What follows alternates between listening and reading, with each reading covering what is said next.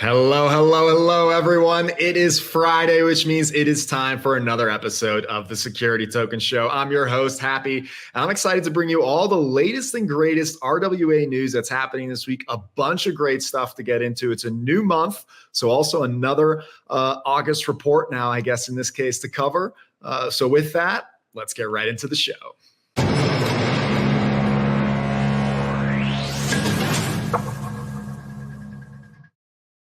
It's time to cover what's happening in the market right now. We're going to dive right into something unique, a first for the industry and for a specific product in RWAs. I'm talking about the new BUIDL index by Injective, an L1 blockchain for RWAs, if you don't know it.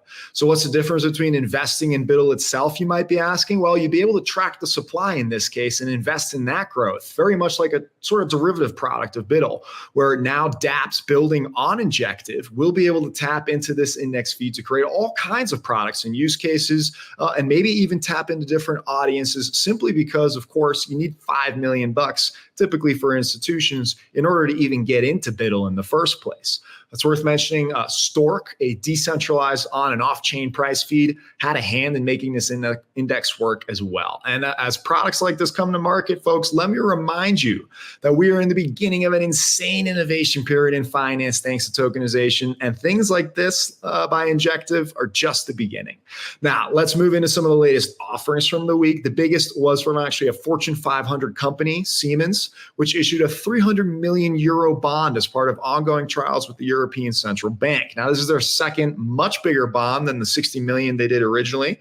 And this time they switched from Polygon to the permissioned SWIAT blockchain. Now, you might recall I mentioned SWIAT, SWIAT, last week for the 100 million euro bond with Natixis, French firm.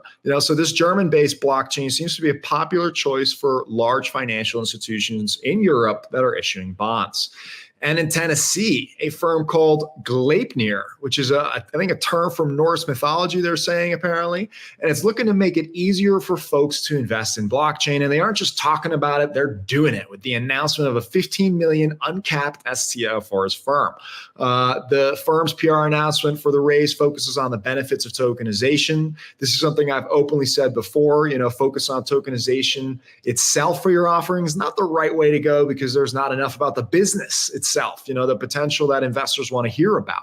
It's kind of like saying, check out my investment. We're using a better version than Excel to track your shares. I heard nothing about the business itself, but I could be wrong in this context, perhaps because Steve Dick, the founder, is looking to show people how great the technology is while letting them invest using it directly via their website. So it's kind of two birds, one stone, if you look at it that way. So let's see how the offering goes, and always do your own research, folks. I never give investment advice out on this show. But for this next offering, I do have to say I'm a fan of DigiShares, and many of our consulting clients have taken to their platform. And now U.S. investors will get one more chance to invest in the company. As we reported, they were raising money in the past, and now it's open again. If you're interested, be sure to visit their website for more details. And another offering that is now entering its third series is Blockstream's mining note number 2. So go check out our past interview with Stoker, but they've paid out over 1,200 BTC as the platform powering this note for note number 1 at compelling below market rates due to the fact that you're investing into Blockstream's hash rate and mining infrastructure. So if that sounds good to you, maybe go check out note number 2 with this third series targeting $10 million. And the last offering you can go check out this week is on Republic as a Reg CF, which means anyone can invest in it. And it's a film. Have you heard of American Psycho before? Obviously, you're not investing into that movie itself since it's been out since the year 2000.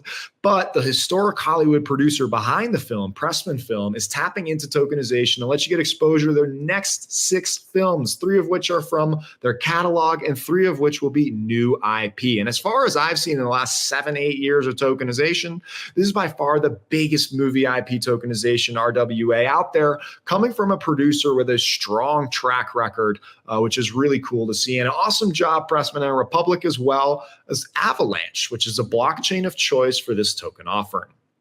Now, we all know the primary market is alive and well. We just covered 5 new deals right there, but the secondary market has always been lagging, and that might soon be changing with this new listing announcement, the first listing ever on Assetera out of Europe.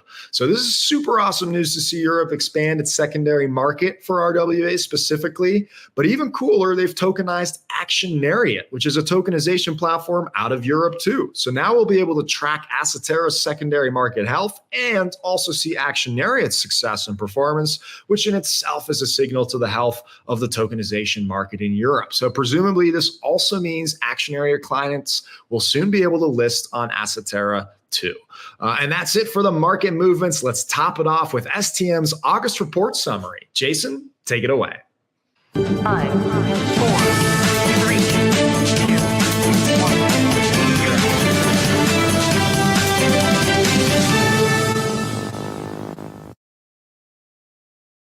Herwig, we're super excited to be releasing the RWA Securities Market update for August 2024 early next week.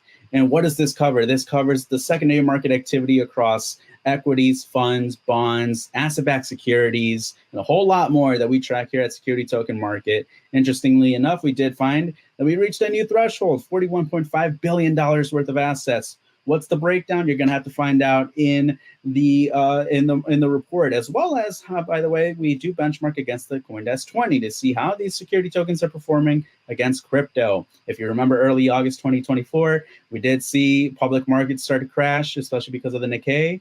We saw fears of a US recession. So how did that transcend over the rest of the month? Again, we cover a lot of that in the report as well and break it down by asset class for you guys to check that out. But as a little sneak peek for you guys, security tokens did outperform crypto. So if you are excited to read this report, go ahead and sign up for Security Token Prime.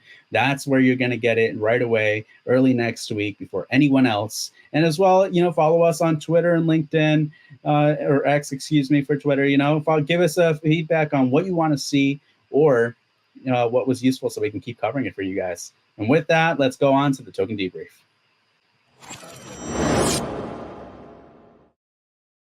And thank you, Jason, for that fantastic highlight on the market. Appreciate you and the whole team's efforts around giving us that monthly coverage.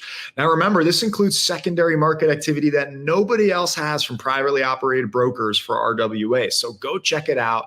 Meanwhile, stick around now for the rest of the industry updates. And I'm going to kick it off with the Central Bank of France, which its governor put forth a proposal this week to create a European unified ledger for finance. Essentially, the ledger would track central bank money, commercial bank money, and tokenized assets and markets. The goal here being to foster a united European market. And I think he's probably spot on with this. Now, let's see if he can corral the rest of the countries to sign in on a unified ledger with everything going on, all the different experiments everywhere. But seeing as we just discussed earlier on the show, the European Central Bank trialing a 300 million euro bond, I'd say maybe this might not be as hard as one might think. And speaking of central bank, Qatar Central Bank and its regulator, the QFC as well in the country, has revealed their digital asset framework officially. So with these rules in place, companies can start to apply for digital asset service provider licenses. And Qatar says they're looking to attract international players while also improving their domestic market. So this could attract a host of different firms. I'll be eager to see who the first are.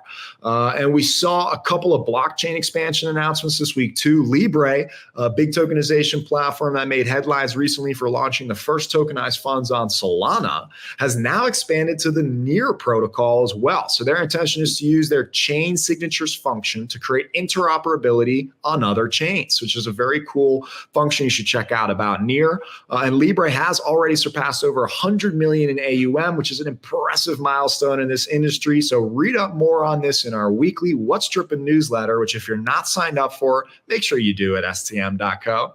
And tokenization platform Xalts out of Singapore teamed up with the Tezos Foundation to naturally bring support for RWAs on Tezos. And that's a name we haven't heard in a while, especially if you've been around as long as we've been doing the show. It was an early popular alternative to Ethereum for security tokens before L2s were even around. So now with this partnership, Etherlink, the non-custodial EVM layer 2 powered by Tezos, is the latest blockchain on RWA Cloud, which is Exalt's tokenization platform. So let's see who takes advantage and leverages Tezos on Exalts now.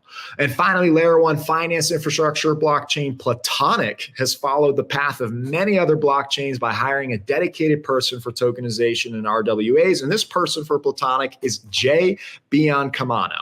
So check them out if you haven't heard of them, and reach out to Jay if you want to leverage Platonic. I'm going to see if we can get him on the show to learn more together, because I'm certainly curious.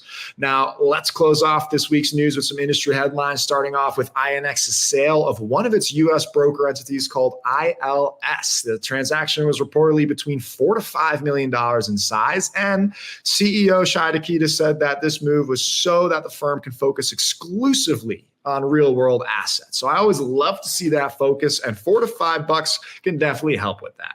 Also, Tokeny is now playing in the maritime assets sector with a new partnership announcement with Shipfinex, which is a startup out of Dubai focused on maritime financing. And it's not clear exactly what's being tokenized yet here, other than something presumably related to ships, vessels, or maybe even ports.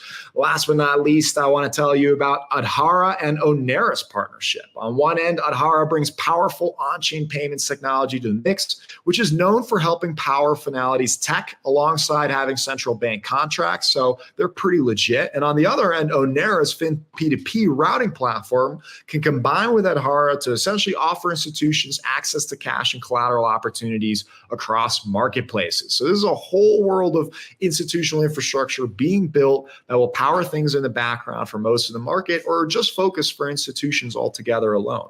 So what an incredible week of RWA news once again. I'll never get tired of it, but I do have the weekly struggle of picking one of those companies that we mentioned to be my company of the week. So let's find out who won, shall we?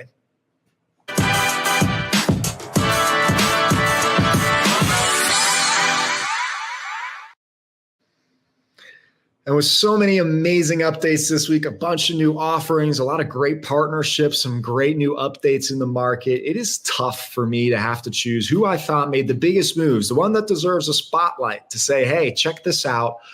This is really cool. This is worth our attention. And it puts them in for Company of the Year running, which of course we'll do at the beginning of 2025. So who did I pick this week?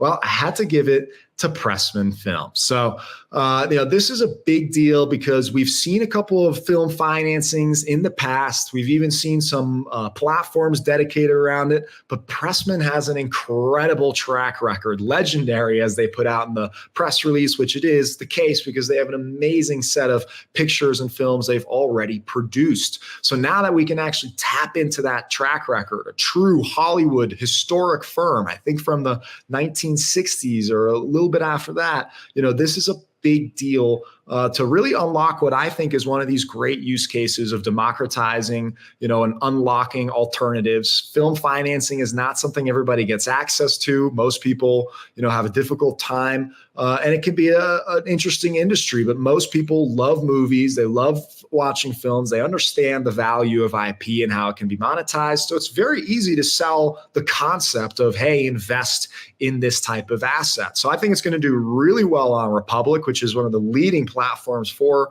crowd funds. So, I'm really rooting big success for this one. Of course, again, do your own research. It's not investment advice, but they are my company of the week for once again bringing attention to film financing and how this could potentially disrupt the entire industry. So very exciting to see. And of course, Avalanche, nice to see them be selected and continue to support cool initiatives like this as well. So great mix of partners involved with this, but my company of the week, Pressman Film, congratulations. And that's the show, everybody. So I hope to catch you again next Friday, of course, as we do the show every week. But in the meantime, check out stm.co for all your latest trading information, all the latest charts. We got a lot of different news and things like that. We'd also love your feedback, your support. So go subscribe and go share wherever you're listening or watching this on. And send in questions, send in thoughts. I'd love to talk to you.